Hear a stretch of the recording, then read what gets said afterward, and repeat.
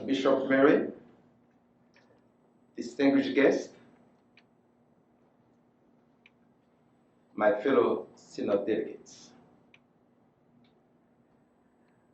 I am deeply grateful to the Bishop of Montreal, Bishop Mary, for this opportunity to share with you my experience of racism in this time of our history, as a community, as a church, also as citizens of the beautiful land of Canada.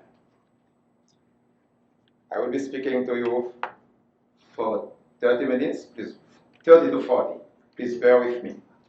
And this afternoon we will meet again for a Q&A session. Briefly, this morning I'll be giving you one of the classic definitions of racism, and then we'll look at its origins and how racism has been developed over the years. Also, racism versus discrimination. Then some elements of my background. We always speak from somewhere, but I will tell you who am I, and also share with you my experience here and abroad. And finally, we talk about reconciliation.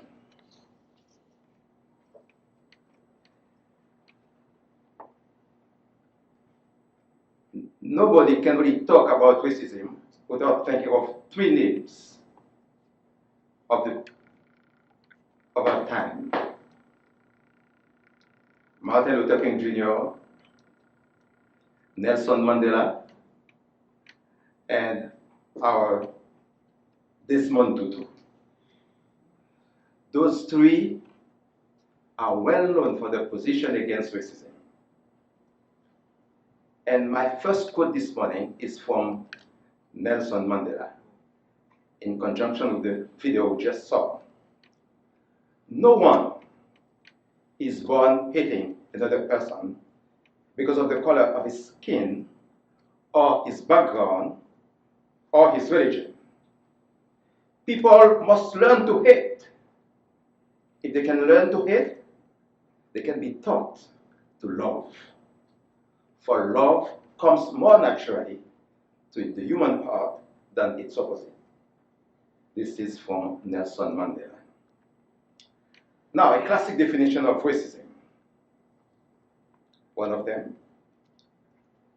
Racism is the belief that human beings are divided into exclusive biological entities called races.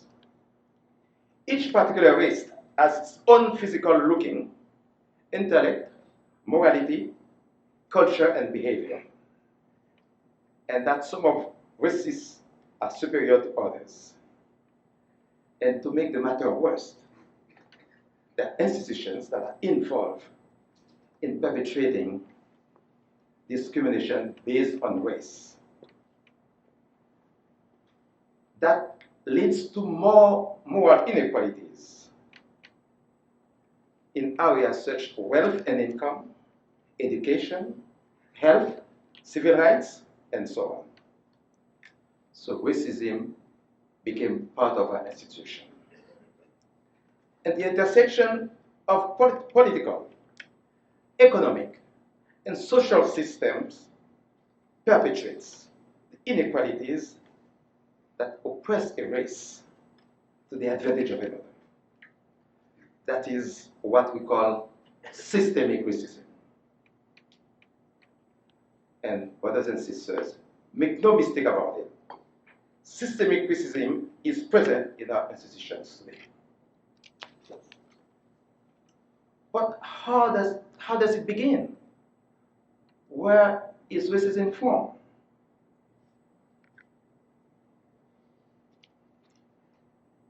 Racism has been part of our world history, the world history, for ages. And that was the first obstacle to the propagation of the gospel. The practice to categorize people not according to their character, but according to their physical looking. The Bible calls this favoritism. And the Epistle of James warns us when James says, "But if you show favoritism, you sin, and you are convicted by the law as lawbreakers." James chapter 2, verse 9. Ainsi, l'épître de Jacques est clair dans sa condamnation de la discrimination, du racisme.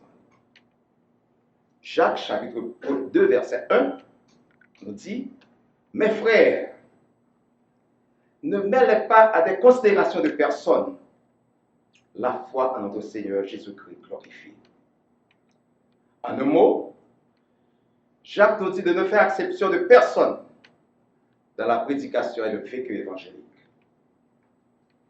Car si nous faisons exception de personne, nous commettons un péché. Et faire exception de personne, c'est juger selon les facteurs extérieurs, selon des considérations personnelles ou des préférences. En un mot, c'est juger les personnes en fonction d'éléments étrangers à leurs valeurs intrinsèques, à leurs valeurs réelles. Jacques condamne ainsi toutes sortes d'acceptions de personnes. Et le péché d'acception de personnes est commis aussi bien quand nous faisons une distinction entre les différentes races ou les différents peuples que quand nous préférons le riche au pauvre. Il est donc vital que nous éliminions cette attitude de notre cœur et de notre esprit si nous ne voulons pas nous rendre coupables aux yeux de Dieu. Au temps de Jésus, il y avait également la discrimination entre les Juifs et les Samaritains, les Juifs et les gentils. Jean chapitre 4, versets 4 à 9, nous le montre clairement. Il s'agit de la Samaritaine en conversation avec Jésus. La Samaritaine et Jésus le Juif. Les Juifs méprisaient les Samaritains, évitaient même de mettre les pieds en Samarie. Il n'y avait pas de relation entre les uns avec les autres. Pourtant, c'était deux peuples voisins. Mais nous voyons que Jésus renverse les choses en demandant à boire à la Samaritaine et en lui offrant de changer sa vie. La discrimination a été toujours là. And when it comes to talk about the origins of the development of racism, many people work on that. But there is one person, Professor George Frederickson of Stanford University of the United States, that we cannot ignore. For him, he says there is racism when one ethnic group excludes, dominates, or seeks to eliminate another based on differences they believe that cannot change. And this is the ideological basis for explicit racism. The best example of that in the modern history is when the Europeans identified the Jews with the devil and witchcraft. It was in the 13th century. Then things got worse in the 16th century when in Spain, the Jews and their descendants converted to Christianity became victims of discrimination and exclusion. Mes chers amis, pendant la Renaissance et la Réforme, c'est-à-dire du XIVe au XVIe siècle, les contacts entre les Européens et les peuples de l'Afrique, de l'Asie et des Amériques s'intensifièrent. Déjà, les Européens considéraient ces peuples inférieurs à eux. Et selon ces Européens, les Africains peuvent être et sont des esclaves de fait parce qu'ils sont des barbares, des païens. Les commerçants d'esclaves et les propriétaires d'esclaves allaient jusqu'à se référer au livre de la Genèse, chapitre 9, versets 18 à 29, pour justifier le système esclavagiste, en alléguant que Noé aurait maudit son petit-fils Canaan, Canaan le plus jeune fils de Cam, en le vouant à devenir l'esclave de ses frères. Dans les Amériques, les traitements imposés aux autochtones les ont décimés très rapidement. Et puisque les Européens voulaient développer la culture des plantes tropicales comme la canne à sucre, le coton, le café, le cacao et l'indigo dans les Amériques, ils s'étaient tournés vers l'Afrique pour trouver des esclaves. Et c'est ce qui allait donner naissance à la traite des Noirs. From the middle of the 17th century to 1850, between 12 to 18 million of Africans were deported from the sub-Saharan Africa to the Americas to work in the French colonies. And that was the beginning of the slave trade, la traite des Noirs, that was started basically in Spain and Portugal.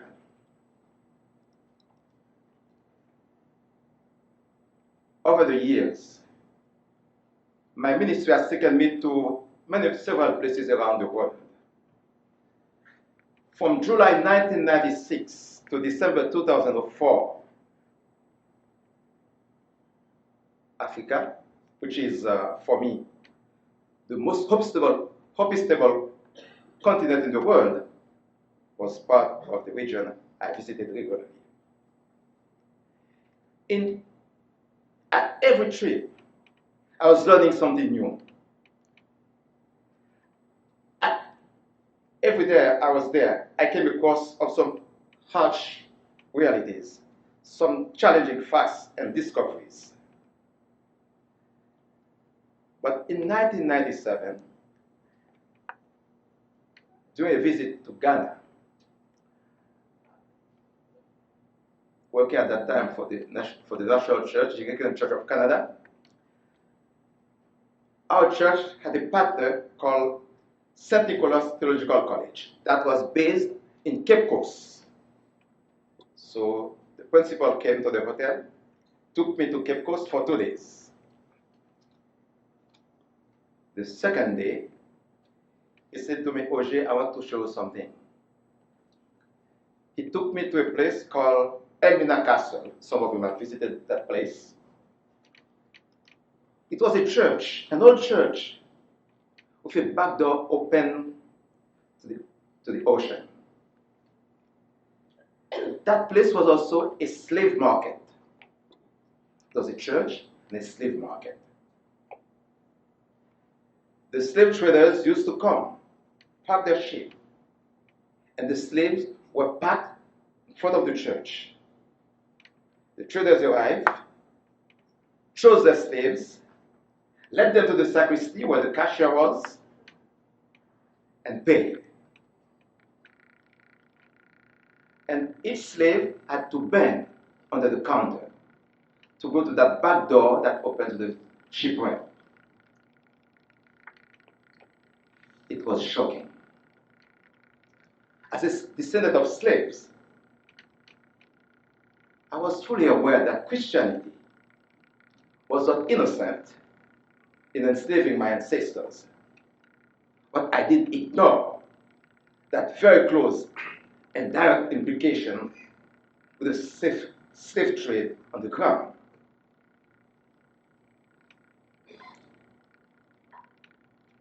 We need to look at also, since we are talking about the slave trade, that trade des Noirs, we need to talk about the Black Code, le Code Noir. In 1685, King Louis XIV of France published the Code Noir, the Black Code.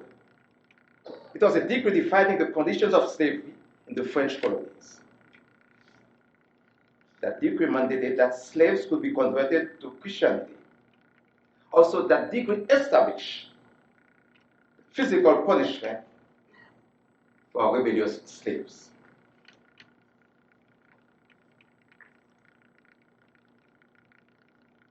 The Code Noir prohibited slaves from publicly practicing other religions than the religion of the master.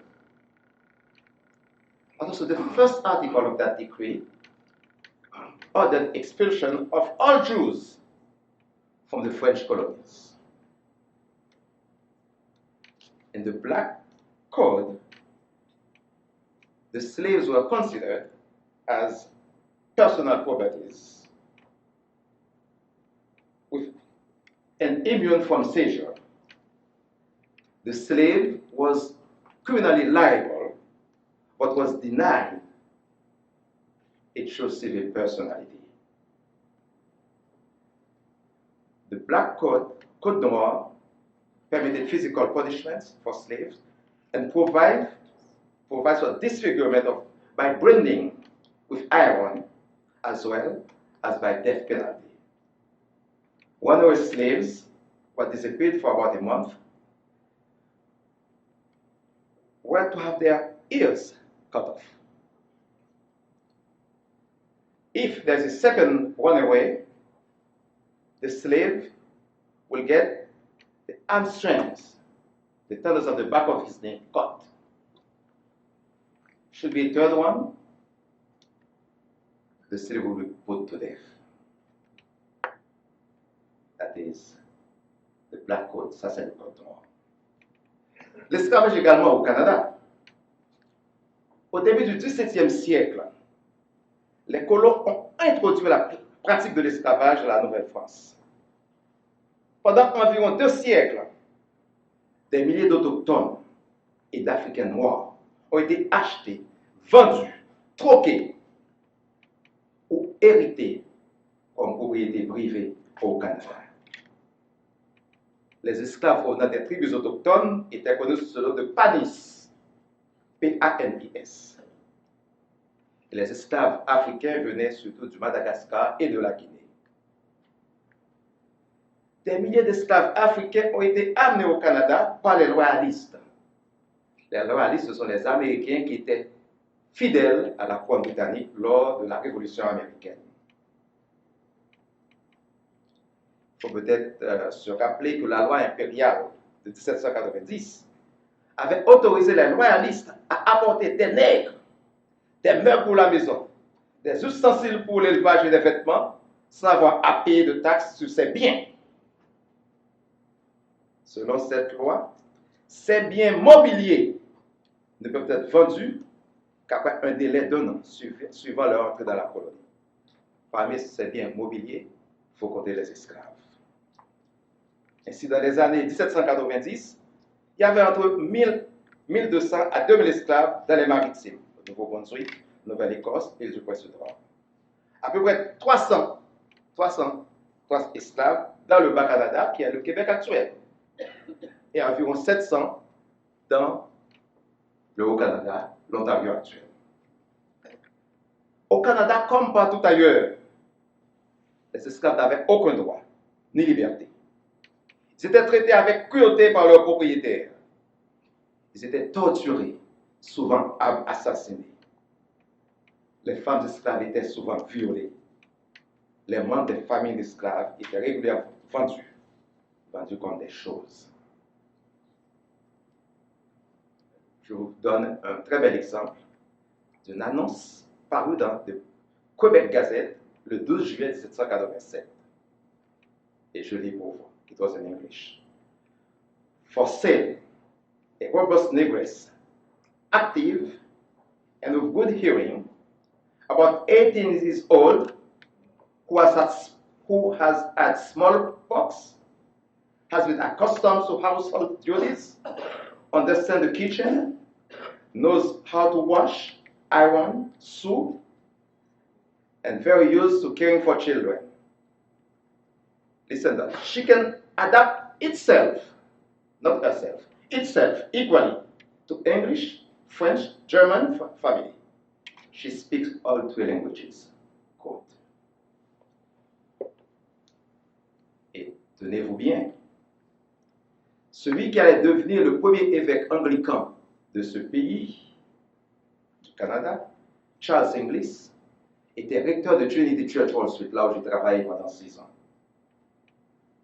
c'est Charles Inglis qui a fondé King's College, qui allait devenir Columbia University.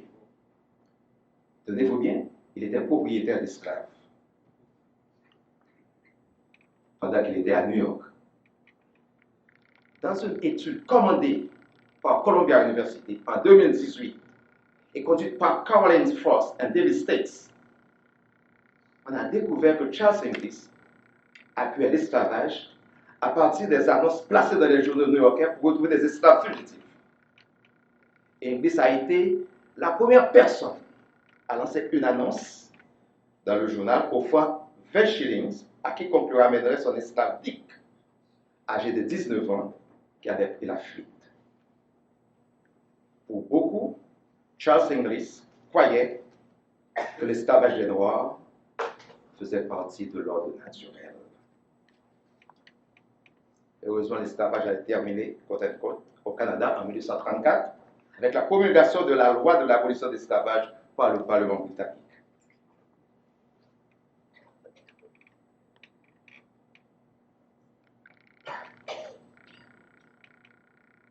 When it comes to racism, there are two places around the world, in the world that we cannot forget about.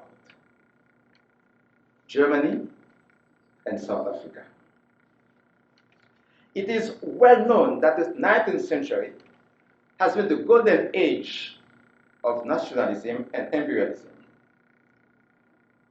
and it has contributed to the propagation of racism across Europe, the United States of America.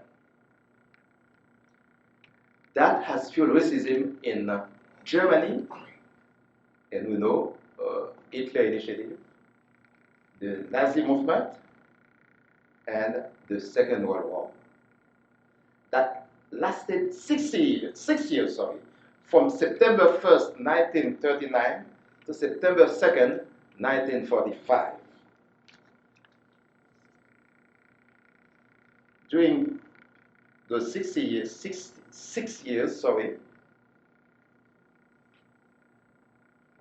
about 80 million people have been killed,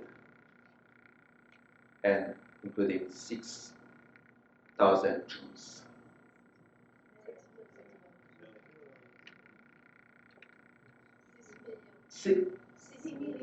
Six million. Oh my goodness! What a mistake. Mea maxima culpa. 6 million. So I missed 1 0. Sorry, my apologies. The world came together and put an end to that. Unfortunately, the apartheid regime in South Africa did survive the Second World War. In 1948, they passed laws banning interracial marriages and sexual relations between different population groups, and imposed separate residential areas for black people as well for the colored people. It took decades of activism from inside and outside the country, as well as international economic pressure to end that racist regime. That came to an end on April 27, 1994, with the election of Nelson Mandela as the president of South Africa. Now, most of the time we talk about racism versus discrimination. Il y a une tendance à vouloir confondre racisme et discrimination. Pourtant, il y a une distinction nette entre les deux. Autrement, je pourrais dire aussi que les deux sont les composantes bien distinctes d'une seule et même réalité. Le racisme est la croyance qui véhicule l'idée que la personnalité, le comportement et la morale de quelqu'un sont déterminés par la couleur de sa peau, par sa race. De plus, les racistes croient qu'une race peut être supérieure à une autre. Par exemple, le racisme fait croire que les Noirs sont plus violents que les autres et sont plus enclins à voler que les autres races. Parfois, ces suppositions sont flagrantes. Je vous donne des exemples. Le commis de magasin suivait de près les clients noirs plus que les clients blancs. J'ai fait l'expérience à Montréal. Certaines suppositions s'installent dans notre subconscient. On ne s'en rend même pas compte. Un manager peut décider d'embaucher un commis blanc, c'est un candidat issu d'une minorité raciale avec les mêmes qualifications. Parce que dans son esprit, il y a le cliché de comportement basé sur la race. Il est inconsciemment biaisé dans son jugement. Tout cela fait partie des pensées d'une idéologie. Si le racisme est l'idéologie ou la pensée raciste, la discrimination est le racisme en action. Par exemple, quand un propriétaire décide délibérément de ne pas louer sa maison à des noirs ou des gens de couleur, aux familles et à beaucoup d'enfants, c'est une discrimination. C'est un acte raciste. Quand l'employeur décide d'employer uniquement des blancs et prétend en plus qu'il n'est pas raciste, c'est une discrimination, donc un acte raciste. Un autre exemple. Un employeur qui pense ne pas faire confiance aux noirs pour manipuler son argent a une pensée raciste. En plus, quand il embauche des blancs, pas de noirs, cela devient une discrimination. Il ne le pense pas seulement, mais il agit en conséquence. La discrimination devient la matérialisation du racisme. La discrimination est la manifestation du racisme. Now, my background, the bell, part of my time, so you are wonderful. I'm Haitian by birth. Moved to Canada in 1980. I'm a Canadian by choice since 1984. I was ordained in this diocese in June 1989, and to the diaconate and to the priesthood in March 1990 by Bishop Reginald Hollis. I worked here as a parish priest for a few months, for less than 3 years. I was made a canon of this cathedral. Dean Olivier, you are here? I'm one of the canons, yes. I was made canon of this cathedral here by Bishop Hutchison in 1997. And I was consecrated Bishop Suffragan of the Diocese of Haiti in May 2012. During my 34 years of ordained ministry, I had a variety of positions in the church, here and abroad. Parish priest here in the diocese, mission coordinator for Africa and the Middle East at the National Church, program officer for the Global South at Trinity Church on Wall Street, missionary to my native land of Haiti, area bishop in Haiti, and lastly, executive director of Food for the Poor Haiti. During 9 years, is it the bell or the telephone? For 9 years, I was privileged enough to visit the communion, the Anglican Communion, in 42 countries, plus the States and Canada.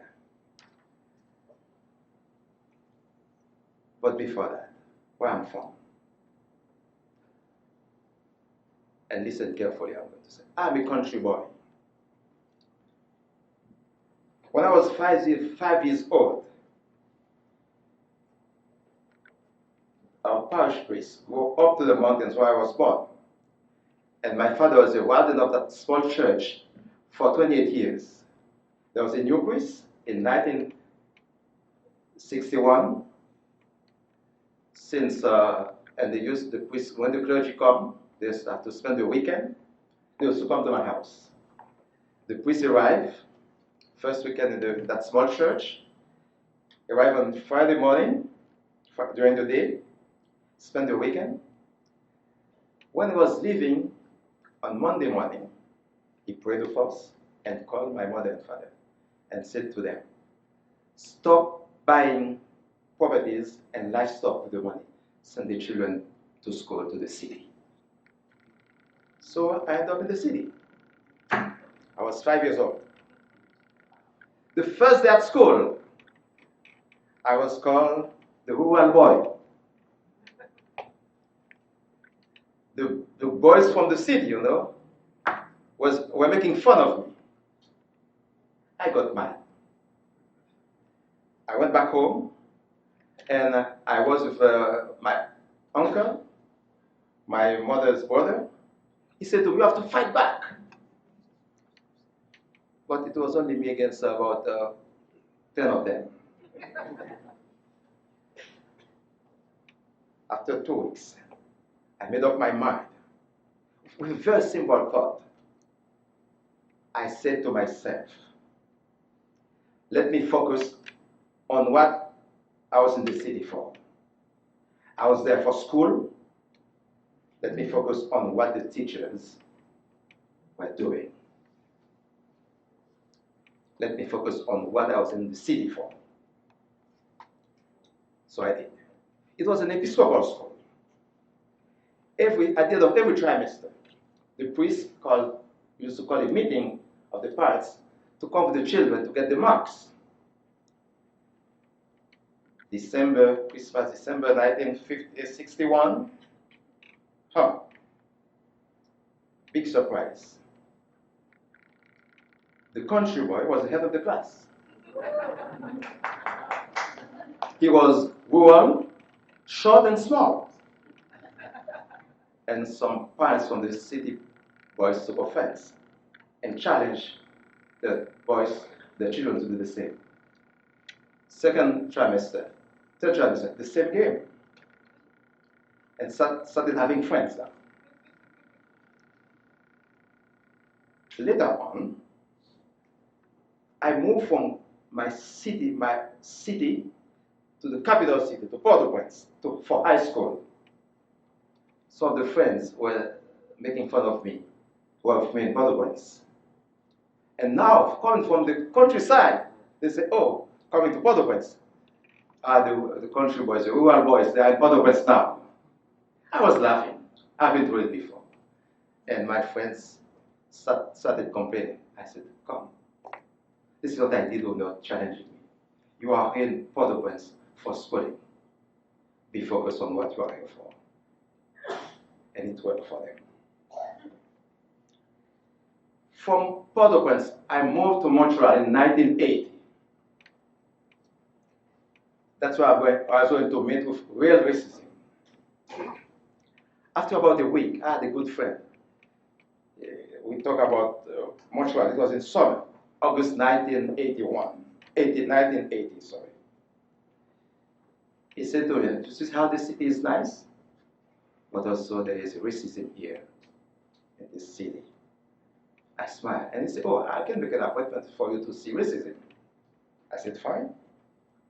The following Saturday evening, he stopped at my sister's apartment where I was and took me to the restaurant on Saint Denis Street. We got to the door. Tall Québécois, pure laine, said to us, Monsieur, désolé, pas de noirs ici. So, gentlemen, no blacks here. I was shocked. It was the first time really OG and discrimination and racism were meeting face to face. But my origin has prepared me for those challenges. And more, I was getting acquainted with the city, in public transportation, in the shops. I was meeting with racism. I got a bit less of it in January 1981. When I moved, I was taking a class at the University of Montreal. it was a bit less there. And what came to my mind at that time, Père David can know about it, is there was a guy, a French writer, André Gide, who visited the Congo and the Chad in 1926. When he went back to Europe, he wrote a book called Voyage au Congo. In that book, he said, moins le blanc est intelligent, plus le noir lui paraît bête. Do I need to translate that for you? Yeah. Do you get it? No. You got it? No, translate. Yes. Lest the white man is smart, more stupid the black looks to him. That was from André Gide, the book published in 1927 after a visit to the Congo and Chad. He went there in 1926, published that book in 1927. But there's a light. The most welcoming public place I found in Montreal was the church at La Nativité. I was at home. At that time, there was a priest by the name of Christopher Carr, was the head of the parish. He loved his parishioners, and they loved him. I call Chris myself a black man in a white skin. Yes, he was so close to his people. Chris Carr is the one who registered me as a lay reader here, who took me to Bishop Hollis to go to seminary. From La Nativité, where I felt comfortable, with Chris Carr, I moved to the diocese. He took me to be a lay reader. I was welcome. And then later on took me to seminary with Bishop Hollis, and then to seminary. I was welcomed by Tony Capon, the principal of the seminary at that time, by Canon Matna, the director of studies, my friends from St. Paul's know him quite well. French ministry with Garvin Elbom, with Gav Bolmer. I really felt comfortable. So the church became for me a safe place. And I remember when Bishop Hollis went on sabbatical, and Bishop James Macklin was his bishop suffragan, he made sure that things were going smoothly for me at that seminary. Just to tell you, yeah, people pay attention to you. It was the church.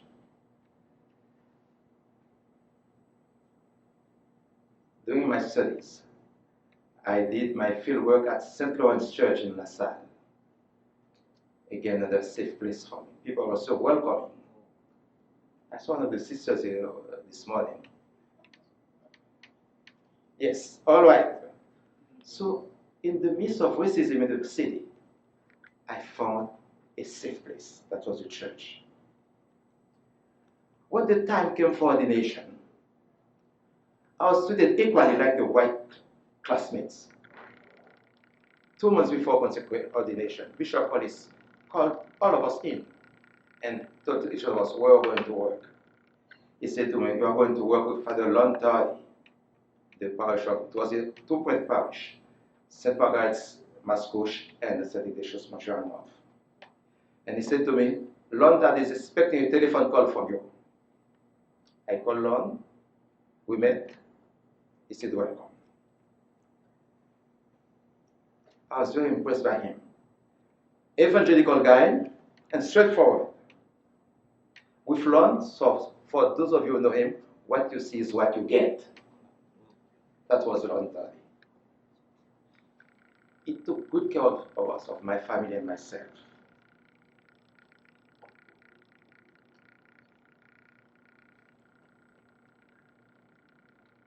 But Lon left a few months after, about less than a year after I arrived.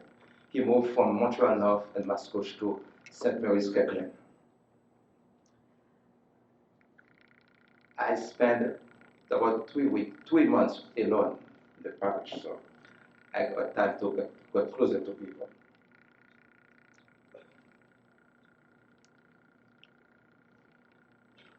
It was the first time I was going to experience some racism in the church. I'll get back to that later. I'm back here since July of last year. Again, I was welcome. Bishop was in England for the Lambeth Conference, was welcomed by Robert, Maria Abate, diocesan staff, some new friends at St. Paul's. Again, I was at home. It was like that I'm a country boy. Let me get back to my origin. You see, banana tree, as the tree grows, the leaves extend. When time comes for them to die, they come back to the trunk. That's how I feel in coming back to Montreal. I was welcome. And thank you very much for welcoming me, Bishop Mary, Robert, and all of you here.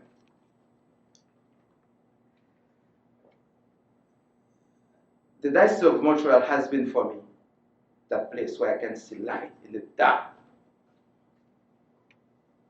of racism.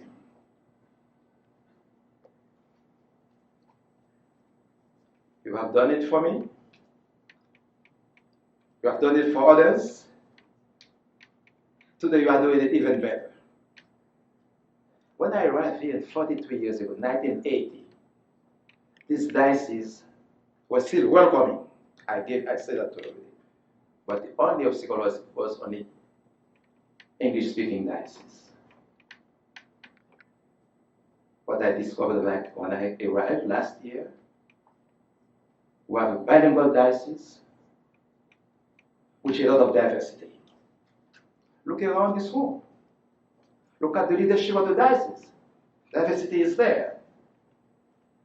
I commend the diocesan leadership, the clergy and the parish leaders for your commitment to inclusion. We are not perfect.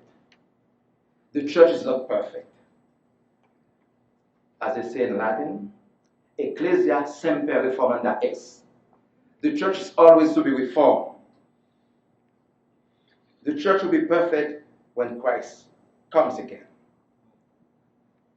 We make mistakes, but we repent and we move forward. Let me now get back to the two racist incidents that happened in Montreal North. One evening, I got a call from Lontari. He said to me, Auger, I just talked to one of our parishioners. And he said something to me, and I talked to him. I want you to know what's going on. I said, yes. He said to me, that person said to him, no black, no French speaking in my church. No black, no French speaking in my church. And you know Lontari said to that person, next time I hear that in the parish, you will be excommunicated. He was black, he was blonde, he said that to the parishioner. I said to him, Lon, I appreciate that you said that, but don't worry, that person doesn't know me. By the time I came to leave the parish, I had so many friends in that parish. It was fascinating. When the Canadian Church asked me to go back to Haiti as a missionary, I got there about 90 days after. There is a military coup that ousted President Aristide. People from St. Ignatius Church in Montreal North called me 3 times a week. They have a list. They were taking turns to call me. One of them was that person. God works in mysterious ways. Second incident. I got, as I said to you, I got there less than a year. Lontari moved to St. Mary's Kirkland. I spent 3 months alone, and then Bishop Hutchison appointed a new rector. The guy got there, he was freshly divorced from his wife, about the same age. And what was wrong? He's trying to keep me out of things. I wasn't pleased. And one day I said to him, we need to meet. He said, yes, sure, we meet. And I said, tell me what's going on. You know what he said to me? He wasn't in the diocese before, he came from another diocese. He said to me, OJ, a black man has taken my wife. I don't want the black man to take my pouch away from me. I said, fine. We sit down, we talk for over 2 hours. The following day, we started working together. And we became friends. Where there is conversation, there is hope for reconciliation.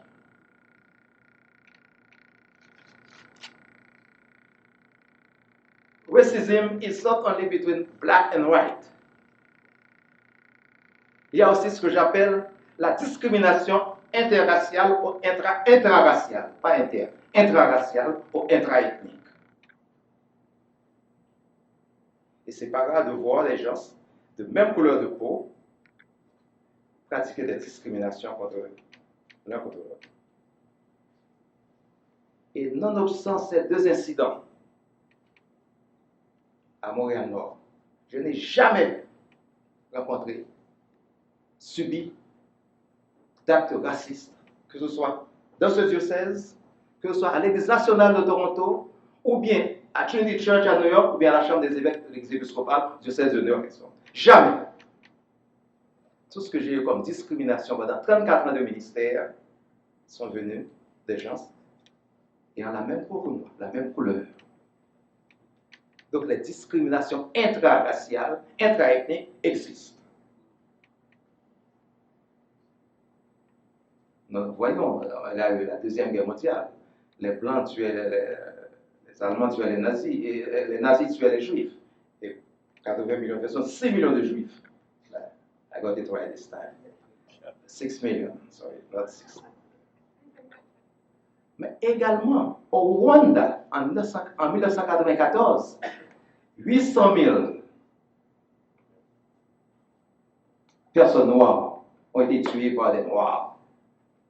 Les Hutus versus les Tutsis. Les Hutus ont tué 800 000 Tutsis et Hutus modérés. Et c'était tous des Noirs. Comment se le comprendre? Comment se l'expliquer? Et ça reste quand même, en fait, une réalité que beaucoup d'entre nous, beaucoup de personnes ont de la misère à comprendre. Et j'en parlais à quelqu'un dont j'ai cité le nom au début, c'est Monseigneur Desmond Tutu, et j'ai eu la chance de rencontrer de façon formelle en 1997 par Michael Pierce, notre primat à l'époque. Et Tutu fait partie, pour les Anglicans de ma génération, de cette figure, l'une de ces figures dont la théologie et la pensée ont marqué beaucoup des jeunes de ma génération, des prêtres et chrétiens de ma génération.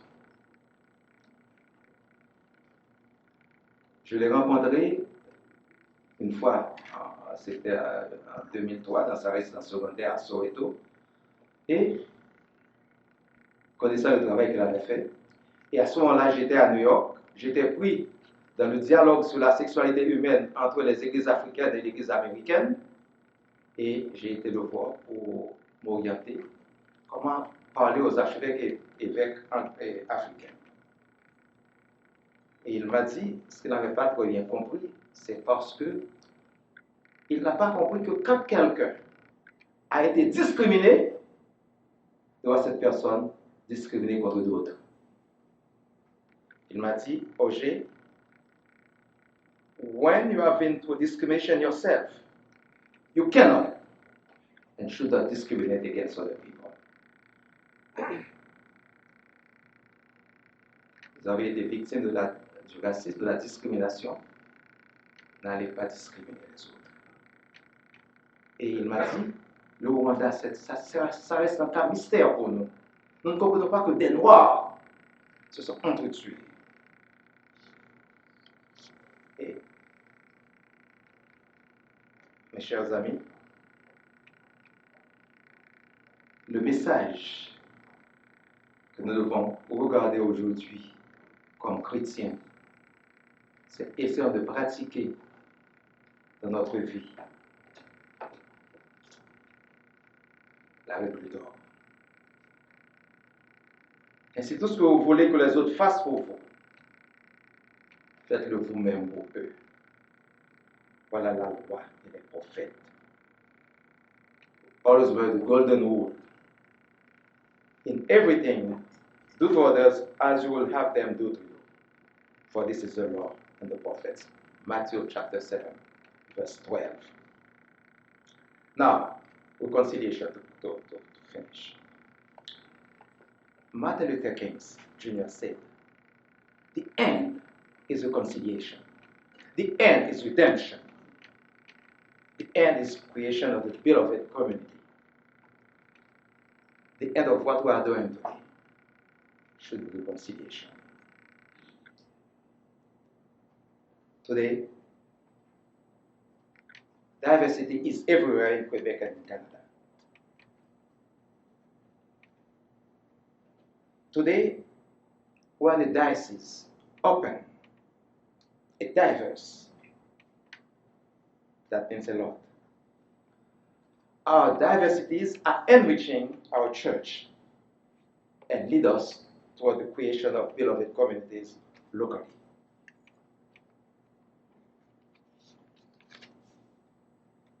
What could local parishes do? First, teaching and acceptance. You have watched the video. You see how children are innocent. Cela confirme ce que Jean-Jacques Rousseau avait dit dans les Mines, c'est ça, si j'ai bonne mémoire. L'homme est bon, mais la société le corrompt. The children are innocent. But teaching, that's where the problem is. We saw Maxwell, 26 months, and Finnegan, 27, how they embrace each other, how they go along together. Today, we must encourage our children to enjoy differences as they are growing up. We have to avoid teaching them bias. For bias is learned in early years and at home. At Sunday school, we can educate our children to embrace diversity. Teach them to be tolerant. Teach them tolerance and acceptance. And expose them to multiculturalism of your neighborhood. Second, local parishes can organize dinner clubs, potluck supper, inviting people into your neighborhood with no agenda, no speaker. Members will sit next to people they don't know, to listen to them, to talk to them, to share with them. Reconciliation always begins with conversation. Third, as a parish, you can encourage creation of interracial groups in your corner for conversation and listening. 4, you can invite the members of the Dyson Anti-Racism Committee to come and talk to your people. 5, get your local politicians to come and talk to your people about the plan to fight racism and discrimination and keep them accountable to the talk, to the words and action. 6, with other local churches, get together to fight racism in your area. Now, as individuals, what could we do? The first thing is to be honest. Quarter of my time, not yet? Yeah. I haven't heard what we need to be honest to each other. we cannot say racism doesn't exist. When the Floyd died in the state, I heard somebody saying, "Oh, the officer Chauvin didn't want to kill him, was to control him. The guy was already handcuffed." So there's nothing to ignore racism in that situation. Also, sometimes for my people, we played racism sometimes, but there's not racism. Give you an example. When I took over from John Rai at the National Church, I was going to the files to see the opening grants to be closed, pending reports. I got a bunch of them. So during my next trip to Africa, I met one of the bishops. And I said, "Bishop, we need to have a talk." And we talked, and I said, "You owe us a report on the grant." He said, "Yes, but I sent a report to John Ryan. Doesn't like it." I don't understand why he didn't take my report. Is it kind of discrimination? I said, "Bishop, can you tell me how you use the money?" He said, "The money was for training clergy candidates for ordination." I said, "Fine." But he said, "One of my priests died. I used part of the money to bury him, and I give some of the money to his wife for a small business." I said, "My Lord Bishop, with all due respect, from the place I am from, that is misappropriation of funds. John Wright was right not to accept your report." And I went on and explained that to my brother African bishops. And then he understood. And he said to me, "Please, I'm sending my apologies to John Wright." He was saying about racism at the first place, but it turned out the bishop was wrong, not John Wright. So we tried, what I'm saying, we have to identify racism and try to be honest to one another. And I also have a second incident. After the genocide in Rwanda, most of the bishops from Rwanda fled to Kenya. The African Communion said all bishops should return to Rwanda in order to help them. One bishop, former bishop of Shogwe, Samuel Musabimana, he was pressing me to get money from the Canadian church to pay for his living expenses in Nairobi. I said, "Bishop, we can't do that. When the day that you go, if you want me to buy a air ticket to go to Rwanda, I'll buy it right now with my credit card, but no money to pay for living expenses in Nairobi." He looked at me, he said, "You are worse than the white man. You are a white man in black skin." I said, "Thank you, Bishop. But I'll change my mind." You know what happened to that bishop? Within 30 days, he got arrested. He died in jail in Arusha. He was in his early 40s because he was involved in genocide. He didn't want to go back. We're trying to raise money from us. There was no racism there. It was, we have to play by the rules. And sometimes also we bypass racism, the victims. That's my final joke to your story today. Yeah. That lawyer with a large family, 7 children and his wife, was looking for you know the story. Was looking for an apartment to live. And wherever he has been, they say, "Oh, the family is so large, sorry, sir." One morning, he said to his wife, "Go to visit your mother's tomb at the cemetery. Take five of the children with you, and got some flowers." The bishop is standing, so I'm finished. So the wife did exactly. Go to the flower shop, purchase the flowers, and take five of the children to the cemetery. He went to a place, and the owner said to him, "How many people come in the apartment?" He said, "Here we are. My wife and my 5 children are in the cemetery." And the landlord thought that the children were have died. And signed the list. Next week he moved in, 9 people. The landlord got mad And he said, I didn't lie to you. When I was talking, my wife, in fact, was at the cemetery. That was true. Try to bypass the question. Just to tell you today, I think we need to be really the light and the salt. Right extremism is rising in many places around the world, especially in Europe. Right extremism is our doorstep. We cannot continue to live where there are races superior to others. We should not allow systemic racism take over the gospel of Jesus Christ. Our world is losing its humanity. It's getting darker and darker outside. But my advice to you, I'm repeating here, Paul, welcome one another. Therefore, just as Christ welcomed you for the glory of God. And Romans 15, verse 7. And please remember, there's no longer Jew or Greek, there's no longer slave or free, no longer male and female, for all of you are one in Christ Jesus.